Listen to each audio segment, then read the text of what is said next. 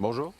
Dans Le Seigneur des Anneaux, il peut sembler étrange que l'anneau n'affecte pas Bilbon de la même manière qu'il affecte Frodon ou Gollum. Dans cette idée, voici comment l'anneau a affecté les hobbits, et les parents de Frodon compris, et c'est juste après ça.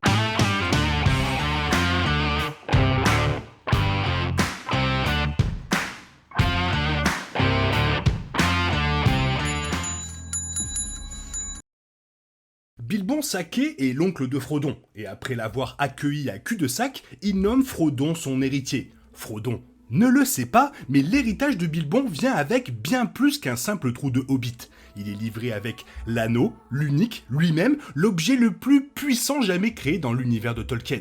Dans le Hobbit, Bilbon trouve cet anneau incroyablement puissant et le porte avec lui pendant de nombreuses années. Cependant, l'effet corrupteur et exaspérant qu'il a sur Frodon ne semble pas se manifester aussi puissamment sur Bilbon. Tout d'abord, il convient de noter que lorsque Tolkien a écrit Le Hobbit, il n'avait pas encore pleinement conçu le pouvoir et le but de l'anneau, ce qui explique l'écart du point de vue de l'écriture. Fait intéressant, il existe également une explication dans l'univers de la différence d'impact de l'anneau sur Bilbon et Frodon, Gollum et même sur les parents de Frodon.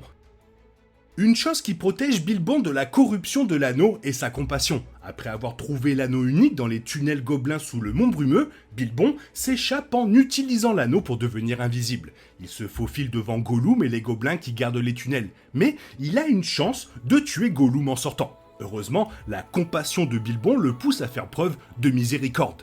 L'importance de ce moment est révélée dans l'une des citations les plus sages de Gandalf lorsqu'il dit à Frodon que la pitié et la compassion de Bilbon pour l'acquisition de l'anneau l'aident à le protéger de son pouvoir de corruption.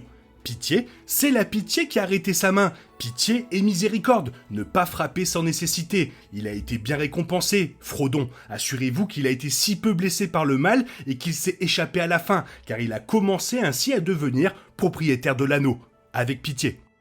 Je pense qu'il est utile de comparer la façon dont Bilbon acquiert l'anneau avec la façon dont Gollum le fait. Bilbon commence sa possession de l'anneau par un acte de miséricorde, tandis que Gollum acquiert l'anneau en assassinant un ami. Cet acte de cruauté égoïste fait que Gollum, alors connu sous le nom de Sméagol, est immédiatement victime de l'influence corruptrice de l'anneau. En conséquence, l'anneau empoisonne Sméagol pendant les 5 siècles suivants, le transformant finalement en la créature connue sous le nom de Gollum.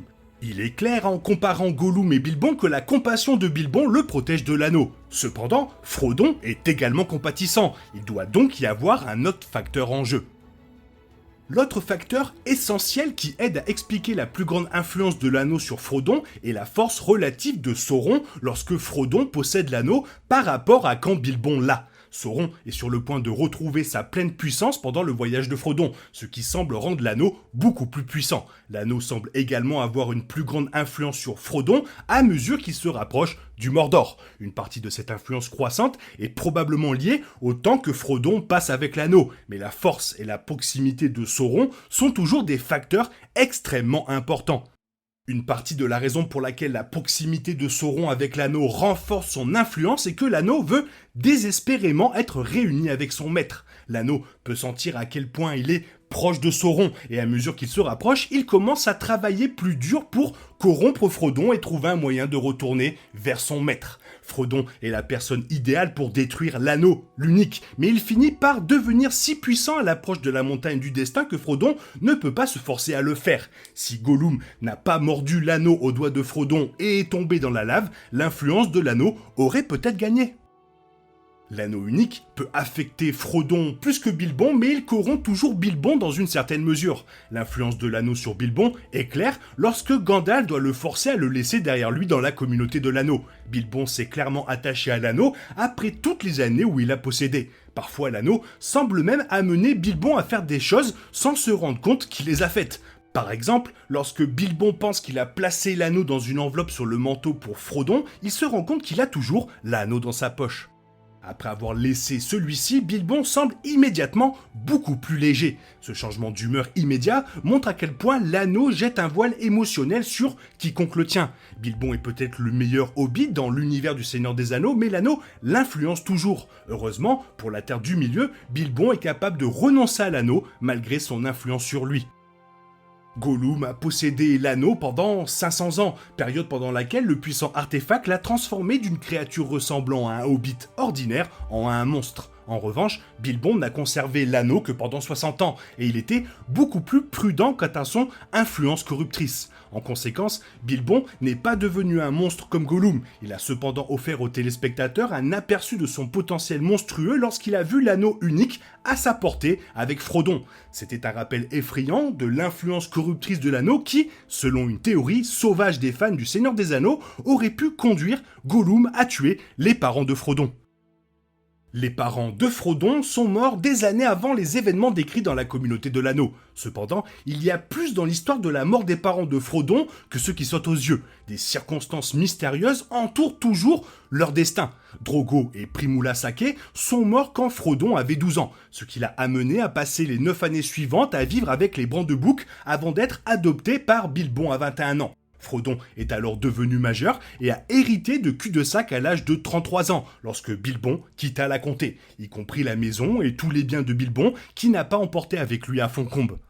Soi-disant, les parents de Frodon sont morts dans un accident de bateau lorsqu'ils se trouvaient sur la rivière Brandivin dans la comté, alors que les pères de Bilbon et Frodon ont de nombreuses théories sur la façon dont l'accident s'est produit, y compris Primula poussant Drogo du bateau et lui l'attirant après, Tolkien lui-même n'a jamais complètement révélé ce qui s'est passé dans les livres. À ce jour, la véritable cause de leur mort est encore sujette à spéculation. Mais il ne fait aucun doute que la perte des deux est critique, car sinon Frodon n'aurait peut-être jamais été pris en charge par Bilbon et donc n'aurait jamais reçu l'anneau. Cependant, il existe une théorie jusqu'à présent non confirmée qui suggère qu'il y a plus dans la mort des parents de Frodon qu'une simple malchance, une querelle conjugale ou un accident. On a supposé que la mort de Primula et Drogo avait été provoquée par Gollum dans sa quête pour retrouver l'anneau. Le premier fait qui ajoute une certaine crédulité à cette théorie est que dans la communauté de l'anneau, Gollum aurait atteint la rivière Brandivin dans sa recherche de Bilbon avant de faire demi-tour. Peut-être parce qu'il avait rencontré Primula et Drogo. Il est également entendu que les seuls indices de Gollum sur Bilbon étaient les mots « comté » et « saké ». De plus, avant d'être corrompu par l'anneau, Gollum était l'un des forts, ou un hobbit largement associé à l'eau et à la navigation de plaisance. Même Gandalf et Aragorn notent les capacités de Gollum dans l'eau. Dans cet esprit, peut-être que lorsque la poursuite de Bilbon par Gollum l'a conduit dans la comté, il a d'abord rencontré Drogo et Primula. Avec ses capacités de nageur, Gollum serait plus que capable de chavirer et d'attaquer le couple, les ciblant en raison de leur nom de famille. Certains témoins de la fin de Drogo et Primula auraient vu une lutte dans l'eau, ajoutant encore plus de crédibilité à cette théorie, et connaissant la manière dont l'anneau avait affecté Gollum, il ne fait nul doute que cette possibilité reste entière. Voilà, toujours un plaisir de parler de cet univers et d'aborder les parents de Frodon. Toi, qu'est-ce que tu en penses de cette théorie? Fais-moi part de ton avis dans la zone commentaire. Maintenant, tu peux retrouver le cours normal de ta vie. On se retrouve demain pour une nouvelle vidéo. Bisous, bisous, bye bye.